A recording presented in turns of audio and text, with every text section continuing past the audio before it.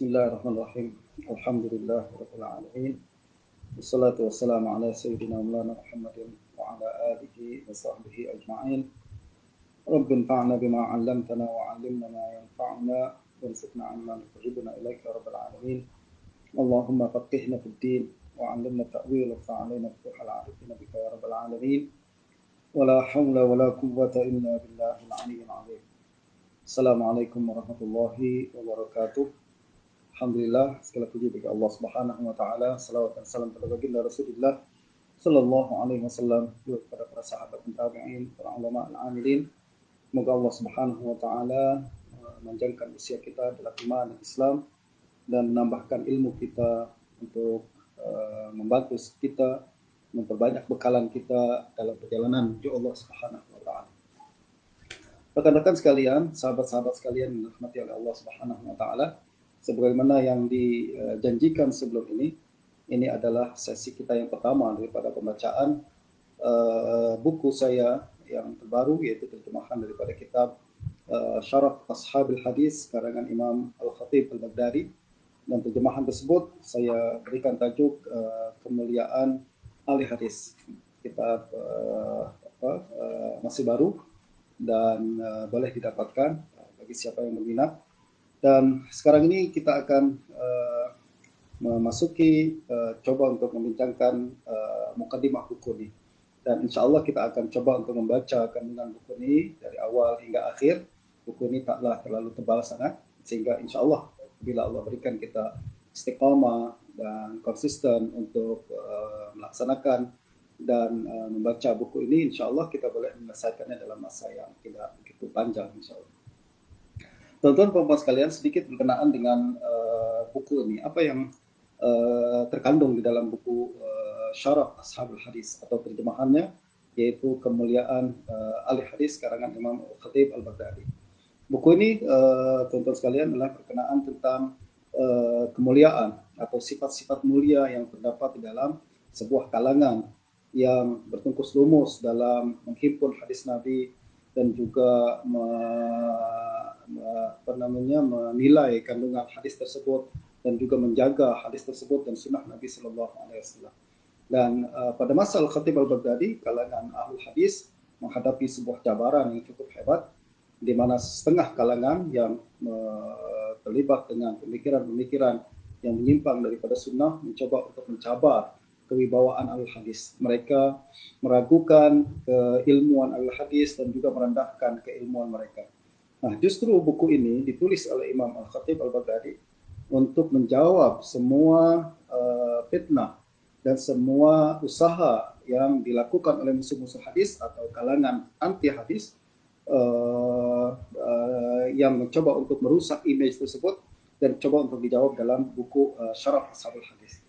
Dan oleh karena itu, kandungan buku ini akan memberikan kita banyak informasi dan maklumat apa kelebihan-kelebihan yang Allah janjikan kepada ahli hadis dan juga apa kelebihan-kelebihan yang telah disebutkan oleh diisyaratkan oleh pelbagai hadis-hadis Nabi Sallallahu Alaihi Wasallam berkenaan dengan kalangan yang mempelajari hadis dan kalangan yang mencoba untuk menghafal hadis dan mengamalkannya dalam kehidupan. Belum lagi kita akan melihat banyak sekali ucapan salafus saleh yang diriwayatkan oleh Imam Al-Khatib Al-Baghdadi daripada kalangan para ulama tabi'in, para kalangan imam-imam mujtahid fuqaha yang berbincang berkenaan dengan kelebihan mempelajari hadis Nabi, kelebihan untuk menghafal hadis Nabi, dan paling penting adalah kelebihan untuk mengamalkan sunnah dalam kehidupan kita. Nah, justru buku ini walaupun sangat kecil, walaupun nipis, tak terlalu besar, akan tapi dia memberikan kita inspirasi dan paling penting adalah memberikan kita motivasi untuk terus berpegang kepada hadis Nabi Sallallahu Alaihi Wasallam walau apa jua keadaan sekalipun. Nah, justru buku ini menarik untuk kita baca. Mudah-mudahan kita niatkan mudah-mudahan buku apa yang kita baca ini semakin hari semakin memberikan inspirasi bagi kita untuk mendalami hadis Nabi Sallallahu Alaihi Wasallam dan juga untuk mendalami ilmu yang berkaitan dengan hadis Nabi dan berkenaan juga, dan lebih penting lagi adalah bagaimana kita berusaha untuk mengamalkan akhlak para ulama ahlul hadis yang benar-benar mendapat kelebihan yang sangat hebat dalam hafalan dan akhlak dan ibadah mereka. Tanpa membuang masa, kita akan memulakan pembacaan buku ini. Bagi siapa yang telah memiliki buku ini, sila buka muka surat 3. Kita akan membaca mukaddimah buku. Bismillahirrahmanirrahim. Mukaddimah. Segala puji bagi Allah yang telah memilih Islam sebagai agama hamba-hamba pilihannya dan mengutus rasul-rasul yang dipilih daripada makhluk-makhluknya dan menjadikan kita sebagai kalangan yang menjalankan syariat dan agamanya, lalu juga menjaga kesuciannya dan menjalankan sunnahnya. Kami meminta petunjuk kepada Allah dan mengharapkan tambahan anugerahnya. Ini adalah mukadimah daripada Imam Al-Khatib Al-Baghdadi. Selawat dan salam semoga tercurah kepada penutur para rasul, penghulu kita Nabi Muhammad, Nabi tertinggi, manusia pilihan dari semua makhluk, juga kepada para sahabat yang terbaik dan terpilih, serta para pengikut mereka hingga akhir zaman. Amma ba'd. Semoga Allah memberikan taufik kepadamu untuk melakukan kebaikan. Jadi dari pembukaan ini kita melihat bahwa Imam Al-Khatib Al-Baghdadi seolah-olah tengah menulis surat kepada setengah murid beliau atau setengah pihak yang bertanya soalan kepada beliau. Dan daripada surat tersebut lahirlah sebuah kitab. Masya Allah tuan-tuan, ini adalah keilmuan para ulama kita yang terdahulu. Mereka menghasilkan sebuah karya tulis berdasarkan keperluan dan hajat yang diperlukan oleh orang-orang di zamannya. Orang-orang bertanya soalan kepada mereka, lalu mereka menjawab soalan tersebut dengan ilmu yang diberikan oleh Allah Subhanahu wa taala dengan jawaban yang cukup teliti, cukup panjang, cukup sempurna sehingga layak untuk dijadikan sebagai buku yang bertahan hingga hari ini dan kita boleh dapat baca dan nikmati pada hari ini. Nah, begitu juga kitab Imam Khatib Al-Baghdadi.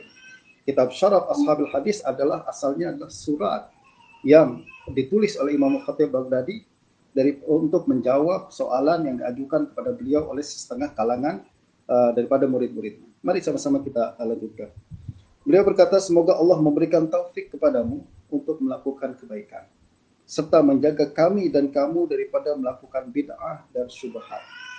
Aku telah membaca apa yang engkau ceritakan berkenaan celaan ahli bid'ah kepada ahli sunnah dan hadis, juga penghinaan mereka kepada orang yang tekun meriwayatkan hadis dan menghafal sunnah, dan bagaimana mereka mendustakan perkara yang diriwayatkan oleh imam-imam yang jujur. Mereka mempersendakan ahli kebenaran dengan hadis-hadis palsu yang diciptakan oleh kalangan mulhid yang sesat. Sebenarnya Allah tengah mempersenda mereka dan membiarkan mereka meraba-raba dalam kesesatan. Jadi kita boleh membayangkan bahwa ada seseorang tengah menulis surat kepada Imam Khatib Al-Baghdadi dan mengadu kepada beliau. Imam Khatib pada saat itu tuan-tuan adalah seorang ulama yang paling hebat di dalam hadis.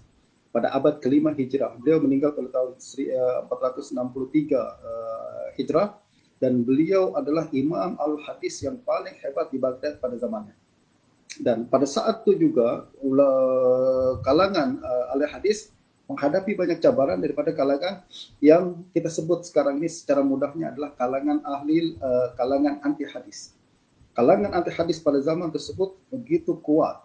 Mereka menguasai kerajaan, mereka juga memiliki sokongan politik, sokongan dana yang cukup hebat sehingga mereka mampu untuk mempengaruhi masyarakat. Dan salah satu cara yang mereka lakukan adalah mereka mempersendakan. Ya, bagaimana yang disebutkan oleh Imam Khatib Al-Baghdadi ini. Mereka suka mempersendakan kalangan ahli hadis, menganggap bahwa ahli hadis adalah kalangan yang tidak berilmu, kalangan yang istilah kita kolot, tidak konservatif dan lain sebagainya. Dan mereka juga menghina sunnah dan hadis Nabi Sallallahu Alaihi Wasallam. Nah, apa kata Imam Khatib berikutnya? Perkara sedemikian tidak pelik dilakukan oleh pengikut hawa nafsu dan kalangan sesat. Karena Imam Khatib perkara itu biasa dari dulu lagi. Setiap orang yang berpegang kepada sunnah mesti menghadapi cabaran dalam mempertahankan sunnah tersebut. Dan setiap orang yang kalangan ahlul bid'ah atau sesat, kalangan yang memiliki akidah yang bertentangan dengan ahlus sunnah wal jamaah, sepanjang sejarah selalu berusaha untuk menyebarkan pandangan mereka dengan cara merendahkan dan menghina kalangan yang berpegang kepada akidah Ahlussunnah wal Jamaah. Nah, kata Imam Khatib al-Baghdadi, perkara sedemikian tidak pelik dilakukan oleh pengikut hawa nafsu dan kalangan sesat. Antara perkara yang menandakan kehinaan mereka ialah mereka enggan memikirkan hukum hakam Al-Quran, suka membelakangi sunnah dan bercakap tentang agama dengan akal sendiri. Jadi ini yang dihadapi oleh Imam Khatib al-Baghdadi pada zaman itu. Dan siapa kalangan yang beliau maksudkan ini? Kalangan yang beliau masukkan, tuan-tuan, adalah kalangan Mu'tazilah pada zaman tersebut. Kalangan Mu'tazilah pada zaman tersebut. Kalangan Mu'tazilah pada zaman Khatib al-Baghdadi, mereka sekali lagi memiliki sokongan politik yang cukup kuat sebab penguasa pada zaman itu adalah berada dalam mazhab mereka. Jadi penguasa pada zaman tersebut berpegang pada kalangan pada akidah Mu'tazilah. Justru kalangan tersebut berusaha dan berani untuk menunjukkan dirinya dan berani untuk membincangkan, secara mendakwahkan secara bebas pandangan-pandangan mereka. Dan pada masa yang sama juga mereka berusaha untuk menekan dan menindas kalangan yang kita sebut sebagai Ahlus Sunnah wal Jamaah atau Ahlul Hadis pada zaman tersebut. Nah, kata Imam Khatib al-Baghdadi, antara perkara yang menandakan kehinaan mereka, jadi salah satu sifat kehinaan atau sifat-sifat yang sangat menonjol daripada kalangan Mu'tazilah pada zaman tersebut adalah mereka enggan memikirkan hukum hakam Al-Quran. Mereka tak suka bincang tentang Al-Quran. Kenapa? Mereka lebih suka berbincang berkenaan dengan falsafah. Mereka suka berbincang berkenaan dengan akal sendiri. Mereka suka membelakangi sunnah, kata Imam Khatib. Mereka suka membelakangi sunnah dan bercakap tentang agama dengan akal sendiri. Nah, ini tentu salah satu sifat dari kalangan yang bertentangan dengan Ahlus Sunnah wal Jamaah dari dulu hingga sekarang, yaitu mereka enggan memikirkan Al-Quran, hukum hakam yang terdapat dalam Al-Quran. Kalau kita bawa berbincang berkenaan dengan mereka, kita bawa dalil-dalil pada Al-Quran, mereka tak suka berbincang berkenaan dengan Al-Quran. Mereka merendahkan orang yang berhujah dengan Al-Quran.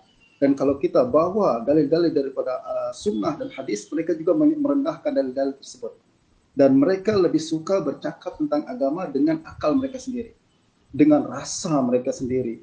Mereka merasa macam agama ini adalah sesuatu yang mesti masuk dalam akal mereka.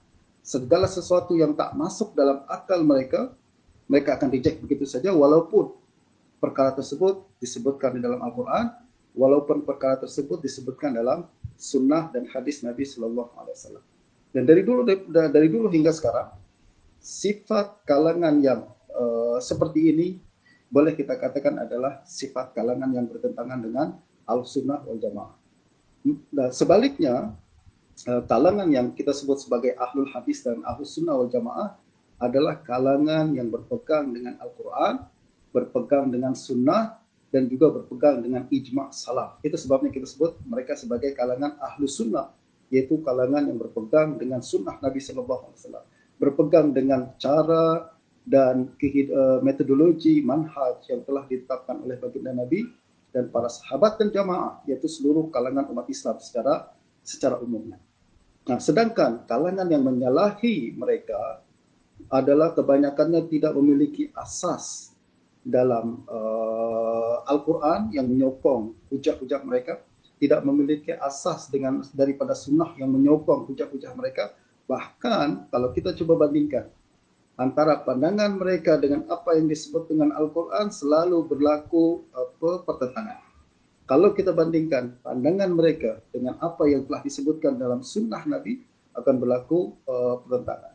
Dan Alhamdulillah, kita di negeri ini, di kawasan Asia Tenggara, kita berpegang dengan kalangan dengan akidah Ahlus Sunnah wal Jamaah, yang mana, tuan-tuan, kalau kita perhatikan setiap pegangan akidah kita, semuanya berasaskan dalil-dalil naqli daripada Al-Quran dan Sunnah, dan juga disokong oleh dalil-dalil akli. Begitu juga apabila kita berbincang berkenaan dengan hukum hakam, dengan fiqh, semua perbahasan di dalam hukum hakam kita, bagaimana kita beribadah, bagaimana kita melakukan salat, bagaimana kita berpuasa, bagaimana kita melakukan ibadah-ibadah yang lain, termasuk berkaitan dengan bermuamalat sesama manusia dalam keuangan, dalam bersosial dan lain sebagainya, semuanya selari dengan hujah yang diambil daripada Al-Quran dan diambil daripada sunnah Nabi Sallallahu Alaihi Wasallam. Nah, kembali kepada ucapan Imam Khatib Baghdadi. Jelas sekali tuan-tuan sekalian bahwa dari mukaddimah ini kita boleh nampak bahwa cabaran yang dihadapi oleh Ahlus Sunnah pada zaman itu sangat hebat. Sebab sekali lagi kalau tuan-tuan baca pengantar yang saya tulis di hadapan buku ini, di bagian pengantar buku ini, saya telah menjelaskan bagaimana kondisi politik dan sosial di zaman Khatib Al-Baghdadi apabila beliau menulis kitabnya. Bagaimana dominasi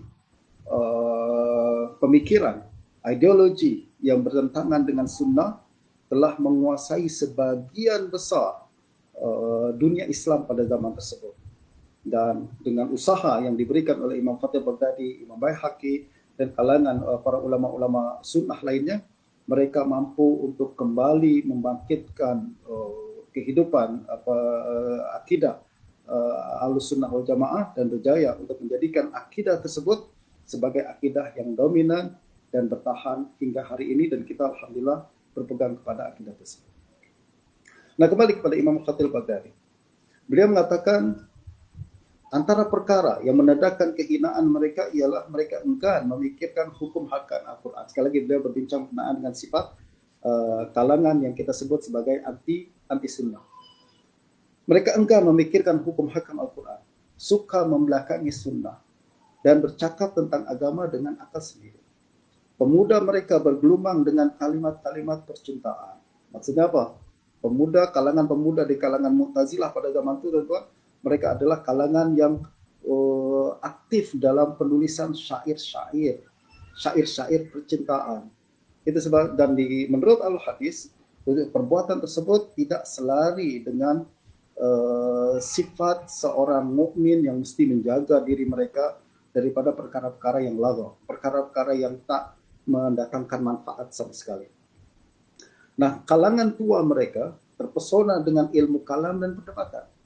Mereka menjadikan agama sebagai objek pertengkaran. Mereka meletakkan diri dalam tempat-tempat berbahaya. Kata Imam Khatib Baghdadi, kalau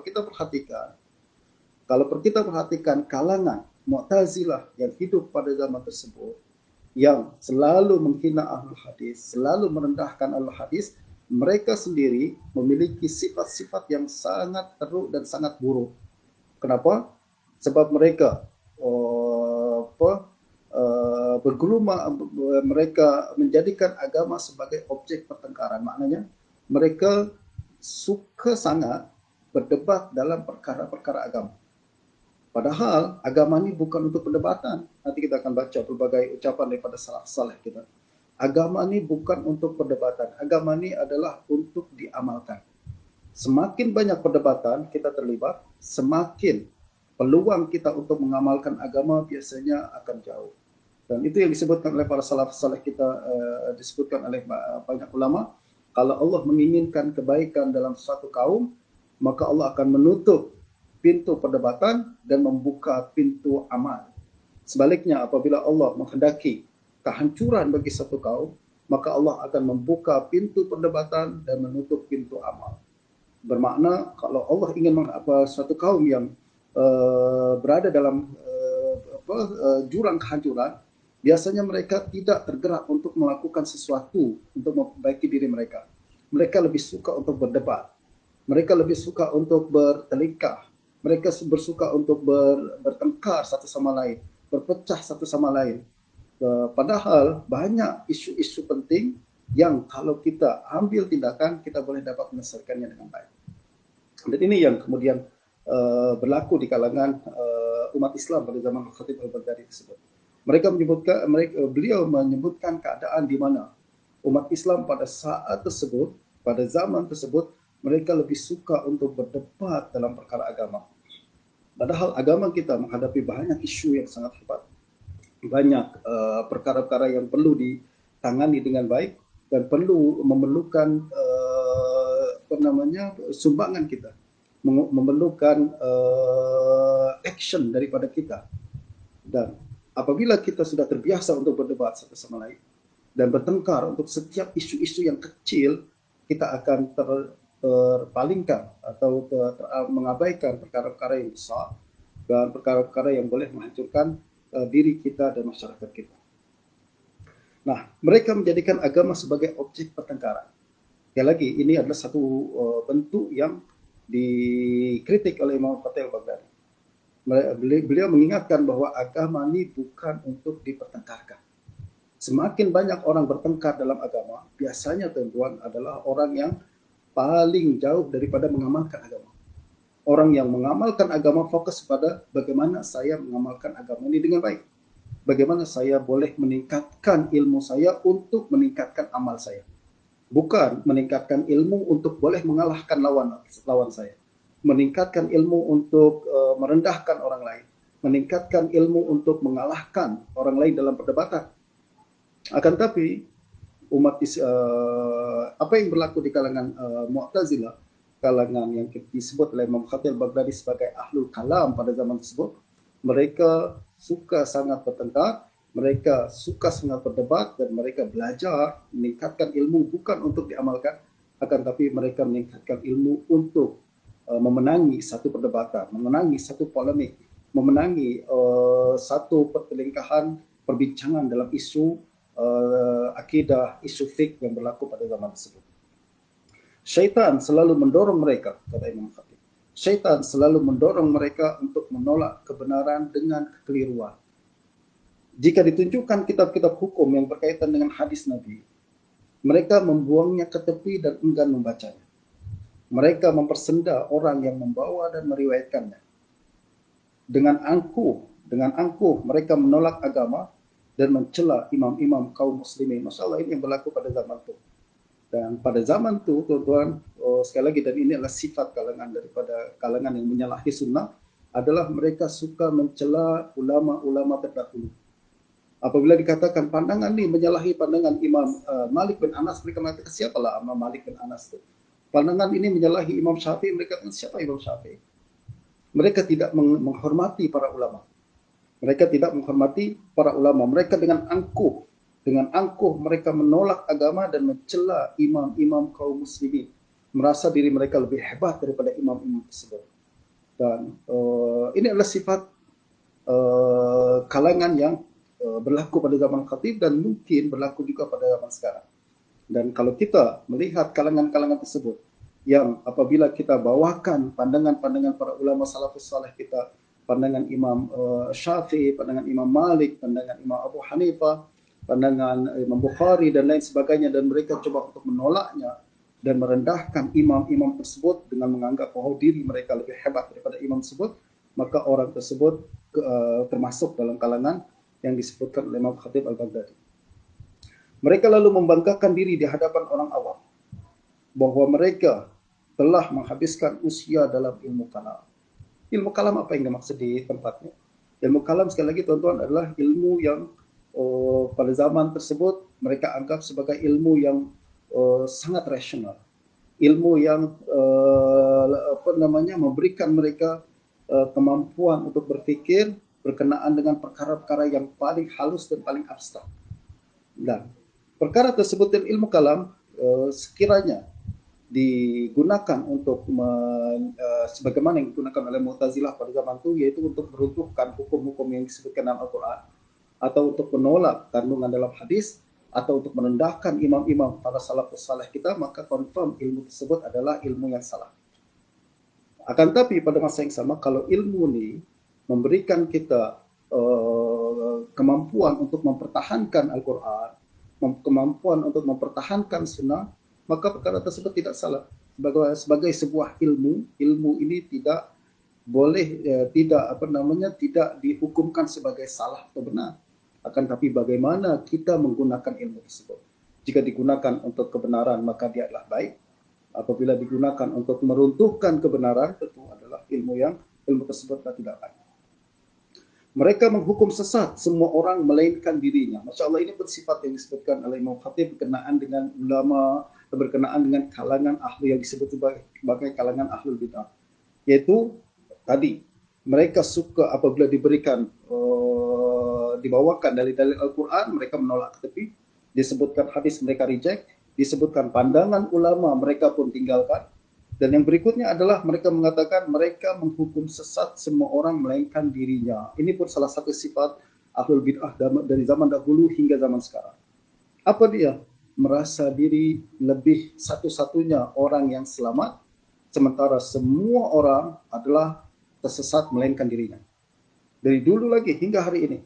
Kalau kita tengok Imam Khatib Baghdadi meninggal pada tahun 463 Hijrah pada abad ke-5 Hijrah, dan kita sekarang berada dalam abad ke-15 Hijrah, maknanya 1000 tahun sebelum beliau hidup, berbincang berkenaan dengan kalangan ahlul bid'ah macam beliau berbincang berkenaan dengan ahli bid'ah pada zaman kita juga. Sebab sekali lagi tuan-tuan, kalangan manusia ini walaupun mereka telah berganti generasi, berganti orangnya, dan juga mereka berada dalam tempat yang berbeza dan zaman yang berbeza, akan tapi mentality mungkin tetap sama juga. Mentality adalah mentality yang sama. Ada dua kalangan, antara kalangan yang mengikut sunnah ataupun kalangan yang mengikut bid'ah. Kita jangan tengok dakwaan-dakwaan. Sebab setiap orang boleh mendakwa kalau dirinya saya adalah kalangan yang betul, engkau yang silap. Atau dakwaan bahwa saya adalah kalangan yang paling benar.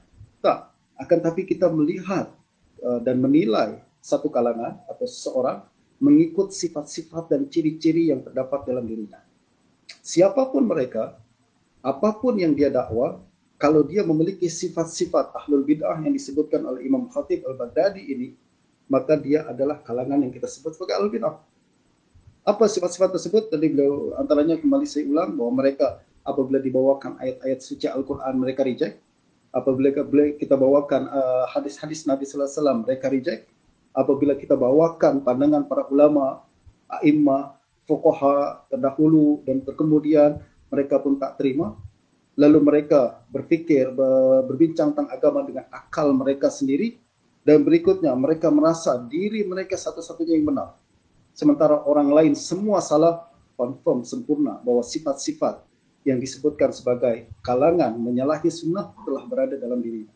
Apapun label yang terdapat dalam kalangan tersebut, apapun dakwaan yang coba dibawa oleh kalangan tersebut, maka kita boleh pastikan bahwa mereka adalah kalangan yang disebut oleh kalangan Khatib al-Baghdadi sebagai kalangan yang menyalahi ahlul bid'ah, yang disebut sebagai pada zaman itu sebagai ahlul kalam. Mungkin pada zaman ini boleh mengambil bentuk-bentuk yang lain. Pada zaman ini boleh dalam bentuk ahlul Quran, yaitu orang yang mendakwa dirinya kembali kepada Al-Quran dan menolak hadis Nabi Sallallahu Alaihi Wasallam. Kita sebut sebagai kalangan ahlul bid'ah yang memenuhi syarat-syarat yang disebutkan oleh Imam Khatib al-Baghdadi tersebut. Sekali lagi, apabila kita berbincang berkenaan dengan aliran-aliran ini tuan-tuan, ideologi yang pernah hidup pada zaman dahulu, maka kita antara yang kita boleh dapatkan mungkin adalah berkenaan dengan apa pandangan mereka, bagaimana pandangan mereka berkenaan dengan isu-isu akidah tertentu. Tapi yang lebih penting lagi adalah kita boleh dapatkan daripada kalangan buku-buku tersebut adalah psikologi, mentality kalangan-kalangan yang pernah hidup dan ada pada zaman dahulu, dan mungkin boleh menjelma semula pada zaman sekarang.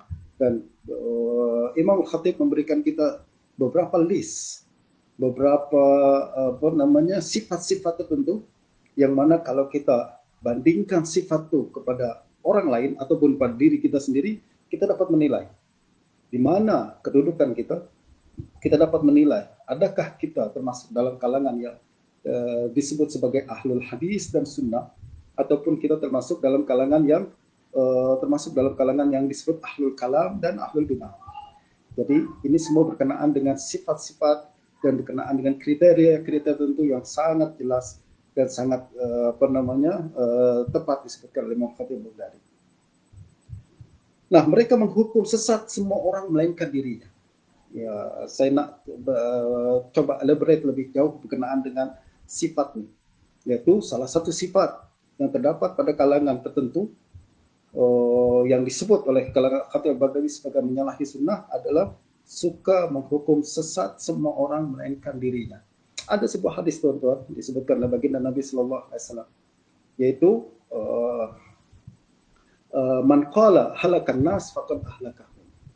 Siapa yang berkata berpandangan bahwa semua orang telah sesat, semua orang telah binasa, maka orang tersebut sebenarnya adalah orang yang paling binasa.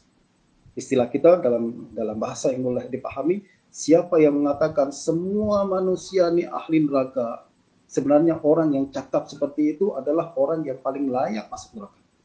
Atau orang yang mengatakan semua manusia telah sesat, maka orang tersebut adalah orang pertama yang paling sesat. Nah, justru hadis ini mengandungi satu kaidah, mengandungi satu pengajaran yang sangat penting, yaitu setiap kali ada orang yang merasa dirinya satu-satunya yang paling benar dan yang merasa satu-satunya orang yang paling layak untuk masuk surga, sebenarnya orang tersebut adalah orang yang paling layak masuk neraka. Bermakna orang tersebut adalah orang yang telah menjahanamkan orang lain, sebenarnya dia telah menjahanamkan dirinya sendiri. Nah, justru sikap ini mesti dijauhi. Sikap ini sekali lagi adalah sifat kalangan orang yang menyalahi sunnah Nabi Sallallahu Alaihi Wasallam. Sifat daripada kalangan yang tidak selari dengan sunnah Nabi Sallallahu Alaihi Wasallam. Dan kalau kita membaca berbagai hadis-hadis Nabi Sallallahu Alaihi Wasallam, kita akan dapatkan bahwa Nabi Sallallahu Alaihi Wasallam selalu membuka peluang dan kesempatan untuk orang kembali kepada Allah Subhanahu Wa Taala, walau apapun yang dia pernah lakukan, walau seteruk mana yang dia telah lakukan, maksiat sebesar apapun yang telah dia lakukan, tetap ada peluang untuk untuk kembali kepada Allah Subhanahu Wa Taala.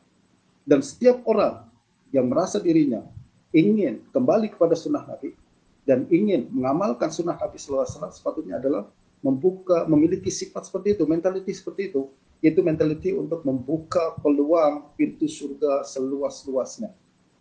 Sebaliknya, orang yang menyalahi sunnah Nabi Sallallahu Alaihi Wasallam adalah berusaha untuk menutup pintu surga serapat-rapatnya dan hanya membuka sedikit saja peluang masuk surga kepada orang-orang tertentu, yaitu pada dirinya dan orang-orang yang dan kalangan yang satu bulu dengannya. Dan ini sekali lagi adalah bertentangan dengan hadis Nabi Sallallahu Alaihi Wasallam. Dan sekali lagi, walau apapun label yang terdapat dalam kalangan yang dibawa oleh kalangan tersebut, maka sebenarnya dia tidak selari dan tidak sejalan dengan sunnah Nabi Sallallahu Alaihi Wasallam. Nah, ada sebuah hadis Nabi Sallallahu Alaihi Wasallam diriwayatkan oleh Imam Muslim daripada Samurah bin Jundab radhiyallahu anhu, bahwa baginda Nabi Sallallahu Alaihi Wasallam berbincang berkenaan dengan tentang dua orang manusia. Satu orang daripada mereka adalah orang yang sangat rajin beribadah. Pada masa yang sama, satu yang lain, rekannya adalah orang yang sangat rajin bermaksiat. Dan orang yang rajin beribadah nih, tuan-tuan, orang yang sangat taat beribadah nih, hari-hari berdakwah, hari-hari menasihati rekannya tersebut, mengajak dia untuk kembali kepada Allah Subhanahu Wa Taala, melarang dia daripada melakukan maksiat. Akan tapi pada masa yang sama, kawan dia nih yang melakukan maksiat tetap degil juga. Dia tak nak dengar, dia tak nak ikut, dan tetap kekal dalam keadaan melakukan berbagai maksiat yang dilakukan. Satu hari orang yang rajin ibadah ini, dia sudah fed up. Dia kemudian mengatakan, wallahi demi Allah, dia katakan, Allah tidak akan mengampunkan awak. Wallahu la yaghfirullahu li fulan. Dia mengatakan, demi Allah, Allah tidak akan mengampuni awak. Aku dah nasihatkan engkau, aku dah larang engkau melakukan maksiat, aku dah ajak engkau semua sampai berbuih mulut, aku ajak engkau tak nak terima juga. Akhirnya dia katakan, confirm lah awak ni tak akan masuk surga. Allah tak akan ampunkan engkau.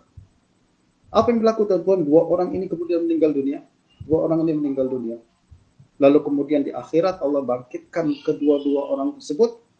Lalu Allah berfirman, man zalladzi yata'alla alayya anni la aghfiru li fulan. Siapa tadi? Kata Allah Subhanahu Wa Taala. Siapakah orangnya yang bersumpah dengan namaku lalu mengatakan bahwa aku tidak akan ampunkan si fulan? Mana orangnya? Mana tadi orang yang mengatakan bahwa aku tidak akan ampunkan si fulan? Wallahi, tadi kan orang tersebut mengatakan, wallahi, demi Allah, Allah tak akan ampunkan engkau. Allah kemudian bangkitkan kedua-duanya dan Allah murka, lalu mengatakan, mana tadi orang yang mendakwa dan bersumpah dengan namaku dan mendakwa bahwa aku tidak akan ampunkan si fulan karena dosa-dosa yang dia lakukan? pada hari ini, fa inni ghafartu li fulan wa ahbitu amalah.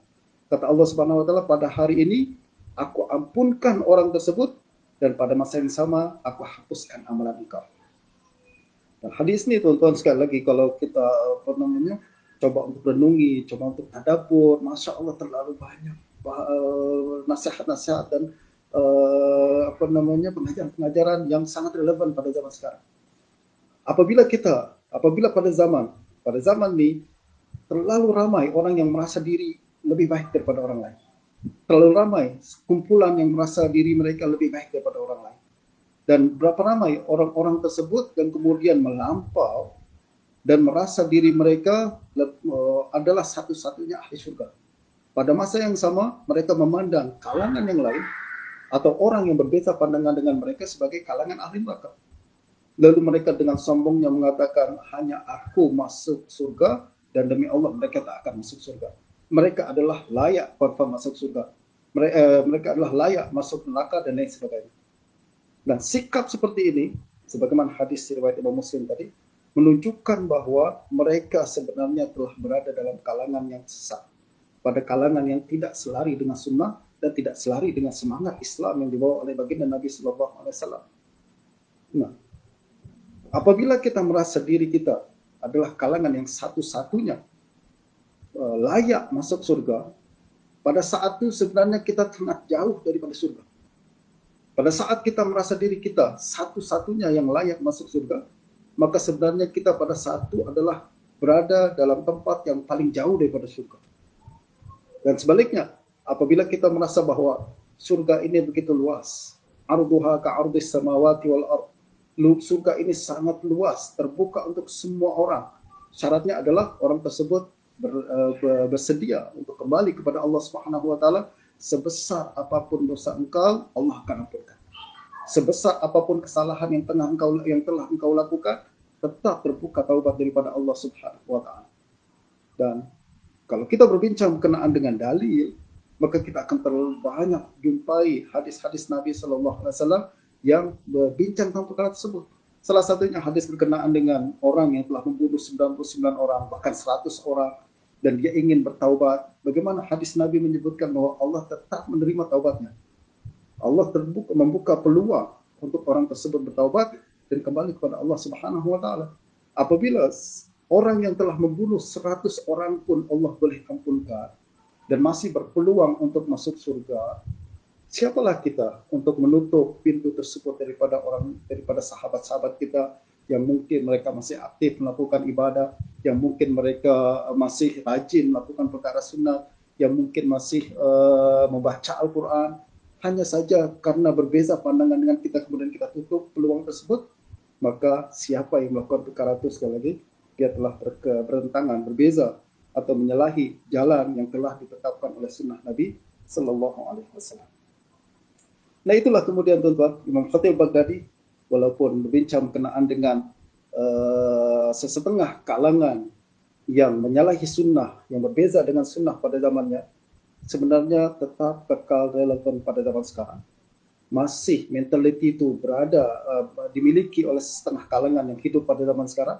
Justru ini menunjukkan bahwa apa yang disebutkan oleh Khatib Baghdadi dalam buku ini masih kekal relevan untuk menjadi pengajaran dan perbincangan dan juga rujukan untuk kita bersikap, untuk kita mengambil pengajaran daripada buku yang kita baca ini.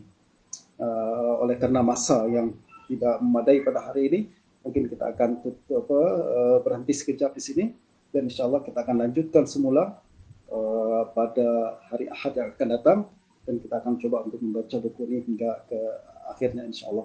Tetap bersama saya insya Allah pada minggu hadapan. Dan bagi siapa yang ingin mendapatkan buku ini, boleh dapatkan di beberapa rekan-rekan yang menjual buku ini, antaranya di Shopee, boleh Google dan lain sebagainya. Insya Allah kita akan jumpa semula pada minggu hadapan untuk melanjutkan bacaan buku ini. Maaf sekali lagi kalau ada kekurangan. Billahi taufiq wal hidayah. Assalamualaikum warahmatullahi wabarakatuh.